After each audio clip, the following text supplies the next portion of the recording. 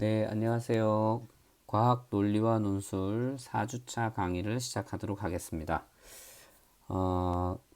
강의를 시작하기에 앞서서 안내를 좀 드릴게요. 제가 첫 시간에 아마 여러분들에게 평가에 대해서 안내를 했었을 겁니다. 그래서 중간고사와 기말고사 퍼센트와 그 이외의 과제, 출석 등의 퍼센트를 가지고 여러분들에게 안내를 했었는데, 온라인 수업이 5월 12일까지 비대면 수업으로 이렇게 연장됨에 따라서 중간고사나 그 기말고사의 그 반영 비율이 좀 달라질 것 같아요. 또는 중간고사가 없어질 수도 있다라는 생각을 하게 됐거든요. 그래서 그 대학 본부 쪽에서 구체적으로 안내가 다시 내려오면 그 과제 평가며 발표며 또는 중간고사, 기말고사에 대한 일정을 좀 조정을 해서 평가 방법을 조금 수정하도록 하겠습니다. 지금 여러분들에게 처음에 안내된 그 내용과 좀 약간 변경이 돼야 될 것 같고, 평가가 변경이 되면 강의 계획서도 일부가 수정이 돼야 될 것 같아요. 그래서 강의 계획서도 수정이 되고, 여러분들에게 그 수업 중간중간에 출석용으로 과제 제시한 것 말고, 평가와 관계된 그 과제를 수업 계획에다가 다시 제가 공지를 할 테니까요. 여러분들 그 변경된 내용에 의해서 과제물이나 발표나 이런 걸 준비하면 될 것 같고요. 발표의 경우에 여러분들이 비대면 수업을 통해서도 발표는 진행을 할 수가 있습니다. 줌이라는 애플리케이션을 이용을 해서 발표를 할 수가 있는데, 제가 지금 그 방법을 써서 발표를 한번 진행을 해볼까 해요. 그래서 추후에 그 발표 수업에 대해서도 줌을 이용해서 발표 수업을 하는 것도 차후 공지를 해서 안내를 하도록 하겠습니다. 그러니까 그 우리 와이스에게 있는 그 공지 사항을 좀 눈여겨 봐 줬으면 좋겠습니다. 아마 다음 주 중으로 제가 거기다 공지를 올릴 것 같아요. 네, 그러면 이제 수업을 시작하도록 하겠습니다. 네, 오늘은 4주차예요. 4주차 과학 논리 및 논술 4주차 과학 쓰기를 위한 기본 구성 중에 논술에 대해 공부를 해보도록 하겠습니다. 지난 시간에 우리는 과학 글쓰기를 위한 기본 구성 중에 여러분들 잘 기억이 나겠지만 요약하기와 그다음 논평하기를 공부를 했었죠. 그리고 그 요약하기와 논평하기를 통해서 과학적 논술이 무엇인지 이제 조금 알게 됐고요. 그때 배웠던 기억들을 좀 떠올려서 오늘은 기본 구성 중에 마지막인 논술에 대해서 공부를 해보도록 하겠습니다.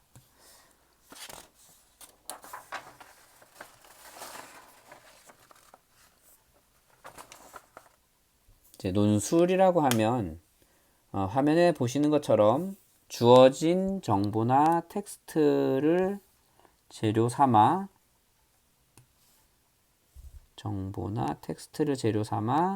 그 안에서 논의 문제를 정립하고 그 문제에 대한 해결책을 창의적으로 모색하여 하나의 정당화된 문맥을 산출하는 과정이다 라고 합니다. 정당화된 문맥은 여러분들이 지난 시간과 지난 시간에 계속 반복해서 나왔던 단어잖아요. 정당한 문맥이라는 것은 주장을 펴고 그 주장을 뒷받침할 수 있는 논거들을 찾아서 그 논거를 제시를 해서 문맥을 이렇게 펴나가는 걸 정당화된 문맥이라고 하죠. 그래서 논술을 보통 일반적으로 우리가 에세이라고도 할 수 있어요. 에세이. 어떤 보고서도 우리가 에세이라고 표현하기도 하고 논문도 에세이라고 할 수 있는 것처럼 이 논술도 에세이라고 할 수가 있습니다. 그래서 논술을 다른 말로는 주변에 많은 것들이 복합적으로 얽히고 설켜 있는 것을 보면서 어떠한 문제를 해결하기 위한 것들을 생각하게 되는데 이런 본인의 생각이나 주장을 논리적으로 풀어내는 글쓰기. 이런 취지에서 바로 우리가 그 논술 에세이라고도 얘기를 하고 있습니다. 자, 논술에 대한 의미를 좀 한번 생각을 해봤고요. 네, 그 다음은 논술의 조건이라고 할 수 있는데 어떻게 논술을 써야 하느냐, 그 논술을 구체적으로 어떻게 써야 할 건가는 뒤에서 배울 건데 최소한 논술은 최소한 이런 조건은 만족해야 된다라는 게 여기 나와 있는 두 가지입니다. 최소한 논술은 첫 번째 논평 또는 요약과 논평을 통해서 요약과 논평에서 드러난 정당화된 문맥의 필요 충분 조건이 충족될 수 있도록 해야 한다. 예, 정당화된 문맥의 필요 충분 조건을 충족해야 된다. 그 다음 두 번째는 많은 정보, 충분한 정보의 도입과 설득력 있는 수사적 표현도 포함되어야 한다. 설득을 시키라는 거죠. 논술이 바로 설득을 해야 되는 거니까 이 두 가지 조건을 만족할 수 있도록 글을 쓰면 이건 논술의 조건에 만족된다라고 이야기할 수 있다라는 겁니다. 자, 그러면 이제 논술을 위해서 이제 사전에 우리가 어떤 것들을 해야 하냐, 어떤 연습을 해야 하냐. 여러분들이 이제 논술하기 위해서 요약하기와 논평하기를 했었는데요. 이제 그거를 조금 더 구체적으로 제가 세 단계로 한번 나눠봤습니다. 그래서 첫 번째가 텍스트의 중심 내용, 텍스트의 중심 내용과 그 의미를 파악을 해야 한다라는 겁니다. 자, 이게 어떤 의미냐면 이제 논술 문제를 출제한 사람이 거기에 이제 제시문을 줄 거예요. 어떤 제시문을 주면 여기를 잘 읽어보면 일단 우리가 무엇을 할 수 있냐면 이 필자의 의도를 알 수가 있습니다. 필자의 의도. 그리고 또 하나가 뭐냐면 이 글 쓴 의도 말고 제시문을 보면 두 가지를 더 찾아낼 수가 있는데 그 첫 번째가 뭐냐면 이 문제를 어떻게 해결하라.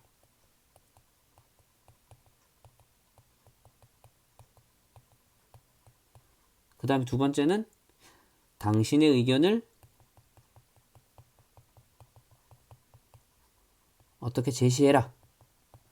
요 내용들을 표면적으로 나타나 있지만 제시문에선 반드시 이런 것이 들어가 있기 때문에 우리는 요걸 찾을 필요가 있습니다.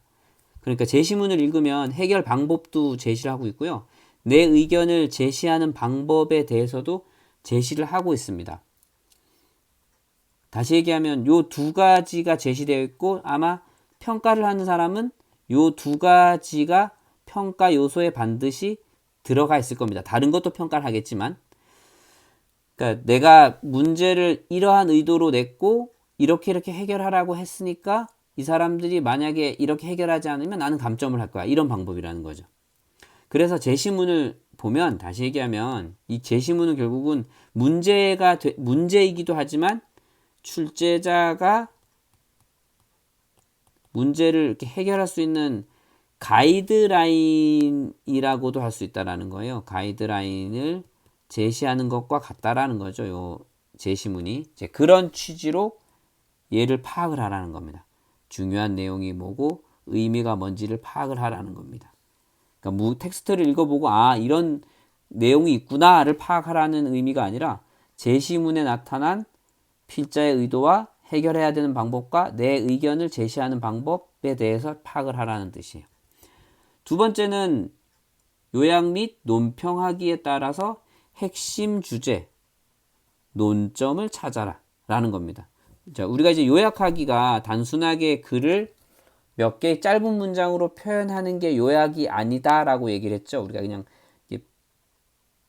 긴 글을 짧게 만드는 게 요약이 아니라 글을 읽고 그 글에서 주장하는 게 뭐고 그 다음에 어떤 논거가 있는지 논거를 찾고 이 논거들이 상호 어떠한 관계로 유기적으로 되어 있는지를 전체적으로 파악을 해서 그 글을 축소해서 나타내는 게 요약하기라고 했고요. 그 다음 논평하기는 뭐라고 했냐면 글을 읽을 때 물론 그 글에 있는 정보를 받아들이는 것도 중요하지만 그 글을 비판적 사고를 통해서 글을 보라고 했어요. 비난적인 사고가 아니라고 했죠. 비판적 사고를 통해서 무엇이 잘 됐고 무엇이 잘못됐고 그다음 주장과 논거가 상호 관계가 적절하지 않고 이런 것들을 종합적으로 보는 걸 논평학이라고 했습니다. 그래서 그걸 종합적으로 보고 그것을 나의 글로 이렇게 써 내려가는 것 또는 나의 생각으로 문장 또는 명제로 만들어내는 것을 논평학이라고 했거든요. 그런 요약하기와 논평하기를 통해서 거기에 핵심 주제 또는 핵심 단어, 키워드라고 하죠. 핵심 단어가 뭔지 그리고 여기서 논의해야 되는 논점이 뭔지를 찾는 게 논술하기에 있어서 먼저 해야 될 두 번째 연습 과제입니다. 그 다음 세 번째가 글의 전체적인 내용에서 개요를 작성을 해라.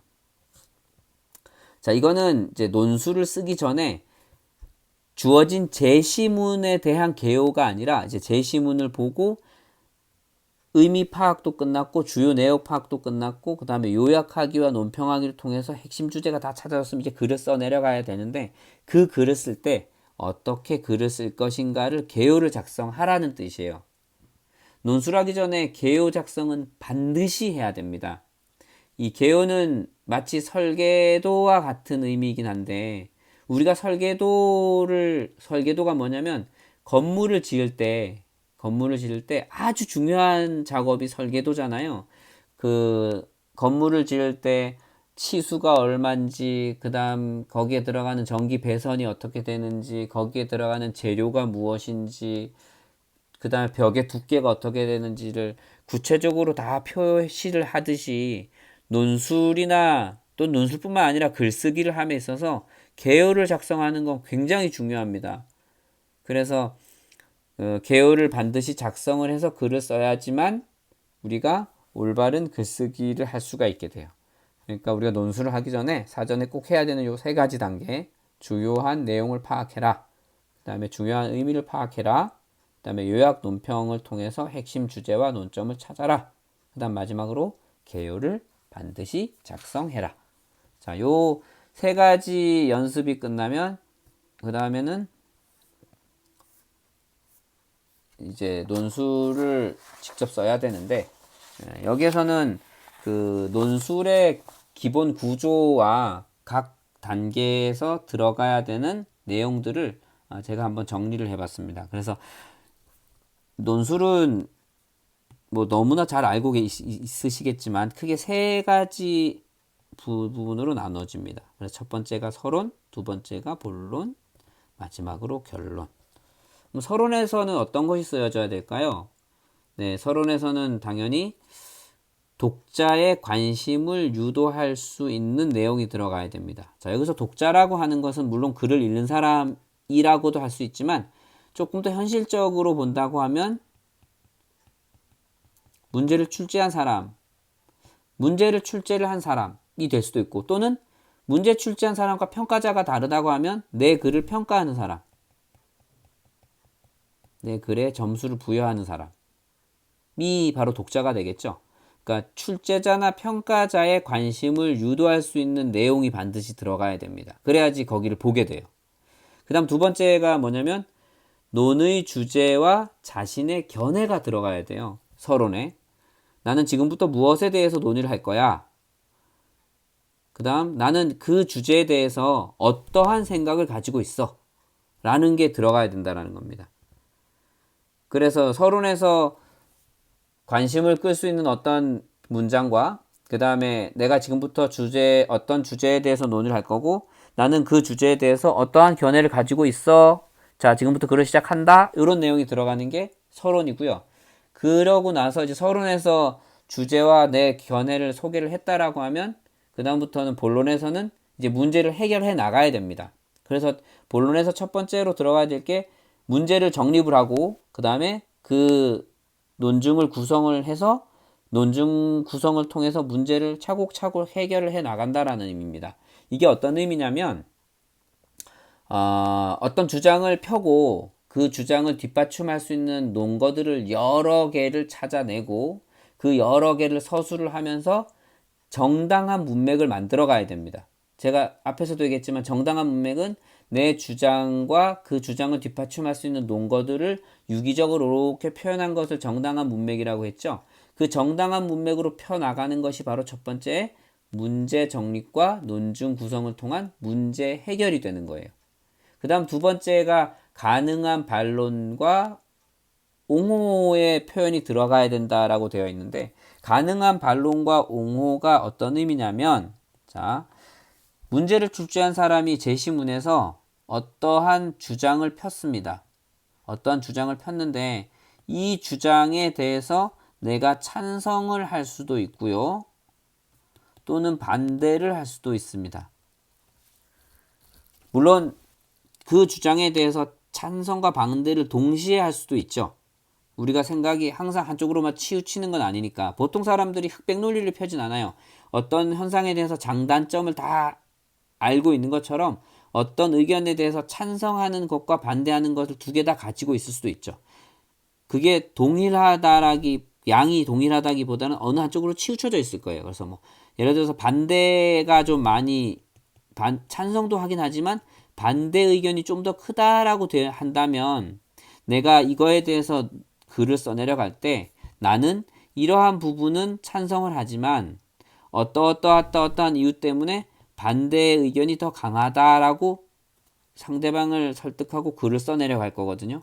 이것처럼 본론에는 내가 갖고 있는 반론도 필요할 거고 그 문제에서 제시한 주장에 대해서 옹호하는 글도 필요하다라는 겁니다. 그런 것들이 들어간 곳이 바로 이 본론 부분이에요. 그럼 글을 쓸 때 내가 찬성과 반대 두 개를 다 가지고 있지만 어느 한쪽이 좀 더 커서 여기서 보이는 것처럼 반대가 좀 더 크다라고 했을 때 찬성한다라는 요 글을 그 글에다 써야 할까요? 말아야 할까요? 네, 이거는 정답이 있는 게 아닙니다. 반대를 강조하기 위해서 찬성을 하기도 하고 반대를 강조하기 위해서 찬성되는 글을 전혀 표현하지 않는 것도 있어요. 그거는 사람들마다 글을 쓰는 성향이나 패턴이 다르기 때문에 어떤 게 더 좋은 글입니다라고 제가 단정지어서 이야기할 수는 없습니다. 하지만 그 반론과 옹호되는 글은 본론에 들어가야 되는 건 중요한 내용입니다. 이게 서론에 들어가거나 결론에 들어가게 되면 글이 이 일관성을 가지지 못하게 돼요. 그러니까 꼭 기억을 해 주시기 바랍니다. 그 다음 마지막으로 결론인데요. 결론에서는 주제 또는 주장을 다시 한번 진술을 하게 되고 그 다음에 함축점을 제시하게 됩니다. 주장과 주제를 재진술한다라는 말은 재진술이니까 당연히 한 번 더 여기다 표현을 하겠다라는 거예요. 나는 이런 견해를 가지고 있고 이런 주장을 했었어. 근데 이걸 왜 하냐면 본론에서 어떤 여러 논거를 쓰다가 보면 옹호하는 글과 반론하는 글이 막 섞여 있다가 보면 이 글을 읽는 사람이 그래서 이 사람이 지금 찬성한다는 거야 반대한다라는 거야가 약간 모호해질 경우의 글이 있어요. 이제 그럴 경우에 다시 한번 강조를 하기 위해서입니다. 다시 얘기하면 글 쓴 사람의 자신의 주장을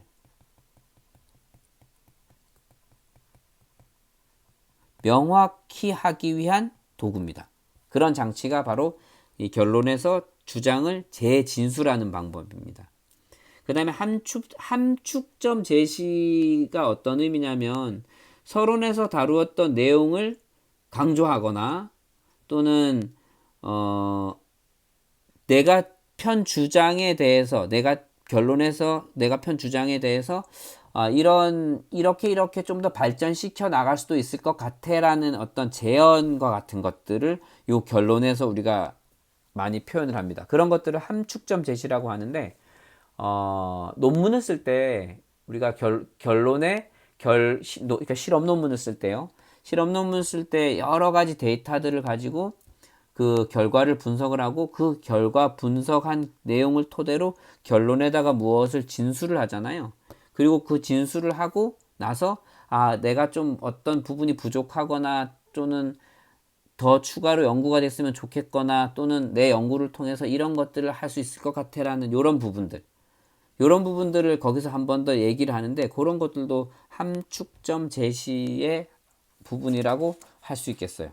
그래서 이제 논술을 크게 세 부분으로 나눠서 서론, 본론, 결론으로 설명을 했고 각 서론, 본론, 결론에서 들어가야 되는 내용이 무엇이다 라는 것을 설명을 했습니다. 네, 그 다음은 이제 논술의 주요 사항인데요. 논술의 주요 사항 또는 뭐 논술의 핵심 사항이라고도 할 수 있을 것 같은데, 논술의 주요 사항이나 이 핵심 사항은 이렇게 생각을 하면 될 것 같아요. 우리가 나중에 뒤에 가면 뒷차시에서 논술의 평가의 기준이 뭐냐 이런 것도 한 번 더 배우고 또 여러분들이 직접 논술 문제를 만들고 그 논술 문제 평가 기준도 만들고 이럴 텐데 이제 여러분들이 어떤 글이 논술 어떻게 평가를 하면 좋을까를 보면 결국은 내가 생각하기에 논술에는 이런 게 반드시 들어가면 좋은 글일 것 같아 라고 하는 것처럼 평가 기준이나 논술의 주요 사항이나 거의 동일할 겁니다. 그래서 여기서 지금 제가 얘기하는 이 논술의 주요 사항은 결국은 좋은 평가를 받기 위한 글이라는 거예요. 그래서 총 10가지 정도로 제시를 해봤는데요. 그 중에 첫 번째가 문제 파악, 그 다음 두 번째가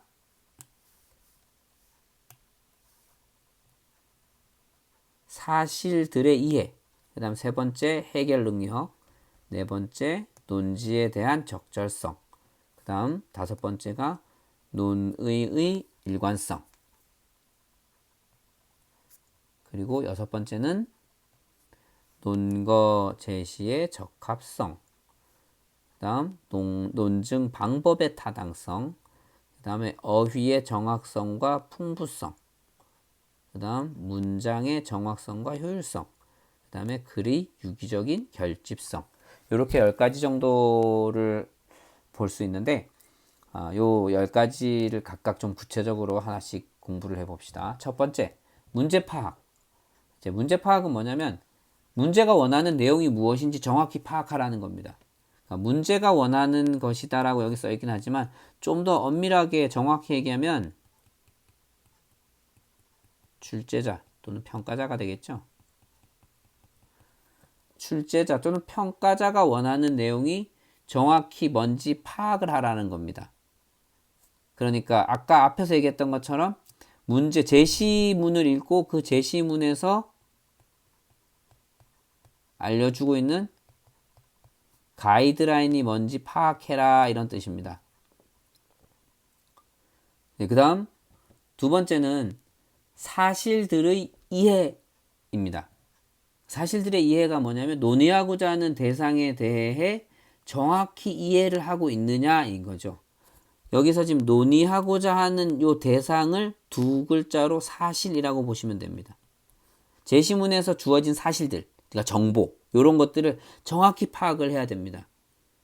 사실에 대한 이해가 정확하고 구체적으로 파악을 해야지만 우리가 논의를 할 수가 있게 되는 거죠. 그 다음 세 번째는 해결 능력이에요. 해결 능력은 타당한 해결 방법을 찾는 능력입니다. 이제 문제를 줬을 때, 이 문제를 어떻게 해결하지? 이렇게 접근을 해야겠구나 라고 결정짓고, 이렇게 접근해야겠구나 라고 하는 그 방법을 찾는 능력을 해결 능력이라고 합니다. 물론 그 해결 능력의 기반이 돼야 되는 것은 주어진 사실, 그러니까 정보죠. 논의하고자 하는 대상과 그리고 이 사실을 가지고 논리적으로, 그러니까 사실과 논리를 이용을 해서 문제를 해결할 수 있는 능력이라고 보시면 돼요. 그게 해결 능력입니다. 그래서 문제에서, 그러니까 제시문 또는 문제에서 제시된 그 문제를 보고 이게 뭐를 물어보는 거구나. 그래서 나는 이거를 이렇게 해결해야겠다라고 하는 능력이 되는 거죠. 네 번째는 논지에 대한 적절성입니다. 논지에 대한 적절성, 주장, 의견. 여기서 이 주장과 의견은 누구의 주장과 의견이냐면 글을 쓰는 사람, 즉 여러분들의 주장과 의견이에요. 그 주장과 의견이 수긍할 수 있다, 수긍할 수 있을 정도로 타당하다, 라는 게 논지에 대한 적절성입니다. 억지 주장을 펴는 사람들이 많아요. 논리가 전혀 없이 그냥 억지 주장을 펴고 의견도 여기저기 그냥 막 아무런 관계없는 의견들을 막 내서 막 누군가를 설득하려고 하는 사람들이 있는데 이제 그런 사람들은 논지에 대한 적절성이 없다라고 얘기를 한다라는 거죠. 그 다음 논의의 일관성인데요. 논의의 일관성은 논점에 대해서 일관성을 유지하고 있느냐에 대한 내용입니다.